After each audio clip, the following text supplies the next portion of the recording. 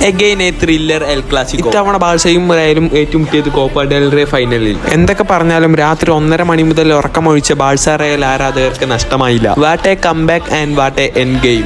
നിലവിൽ ഈ അടുത്ത് നടന്ന എൽ ക്ലാസിക്കോയിൽ ഏറ്റവും മികച്ച ഒരു എൽ ക്ലാസിക്കോയാണെന്ന് തന്നെ നമുക്ക് ഇതിനെ വിശേഷിപ്പിക്കാം. അങ്ങനെ നമ്മളെ video like and channel subscribe, പിന്നെ നിങ്ങളുടെ ഫേവറേറ്റ് ആയിട്ടുള്ള ടീം ഏതാണെന്ന് കമന്റ് ചെയ്യാനും മറക്കണ്ട. ഈ മത്സരത്തിൽ എടുത്തു പറയേണ്ടത് ബാഴ്സയുടെ ലാമിൻ യമാൽ പെഡ്രി കോമ്പിനേഷനാണ്. ആദ്യ ഗോളിന് വഴിയൊരുക്കുകയും പിന്നീട് പല അവസരങ്ങൾ സൃഷ്ടിക്കുകയും ചെയ്തിരുന്നു. എംബാപ്പെ തന്റെ കരിയറിലെ ആദ്യത്തെ ഡയറക്റ്റ് ഫ്രീ കിക്ക് ഗോൾ അത് ബാഴ്സലോണക്കെതിരെ നേടിയിരിക്കുന്നു. ബാഴ്സയുടെ ഹോം ഗ്രൗണ്ടിൽ 77 മിനിറ്റിൽ ഒരു കംബാക്കിന് ഒരുങ്ങിയ റയൽ മാഡ്രിഡിനെ 84 മിനിറ്റിൽ ഫെറാൻ ടോറസിന്റെ ഒരു ഗോളിലൂടെ ബാഴ്സലോണ സമനിലയിൽ കുരുക്കി. മത്സരത്തിന്റെ ഇടയിൽ ഉണ്ടാക്കിയ ചെറിയ പിത്തനക്ക് റുഡിഗറിനും ബെല്ലിംഗാമിനും വിനീഷ്യസിനും റെഡ് കാർഡും കിട്ടി. ഇതോടൊപ്പം തന്നെ ഹെൻസി ഫ്ലിക്ക് മാനേജറായിട്ട് ഫൈനലിൽ കയറിയ ഒരു ടീമും ഇതുവരെ പരാജയപ്പെട്ടിട്ടില്ല. തുടർച്ചയായി 2 ഫൈനലുകൾ ഇപ്പോൾ ബാഴ്സലോണയോട് റയൽ മാഡ്രിഡ് തോറ്റു. ഇനി ഞങ്ങൾ കാത്തിരിക്കുന്നത് ലാ ലീഗയിൽ ഒന്നാമത്തെ എത്താനാണെന്നാണ് ആൻസെലോട്ടി പറയുന്നത്. നിങ്ങൾക്ക് എന്താണ് തോന്നുന്നത്? ബാഴ്സലോണ ഈ സീസണിൽ എത്ര കിരീടങ്ങൾ നേടും?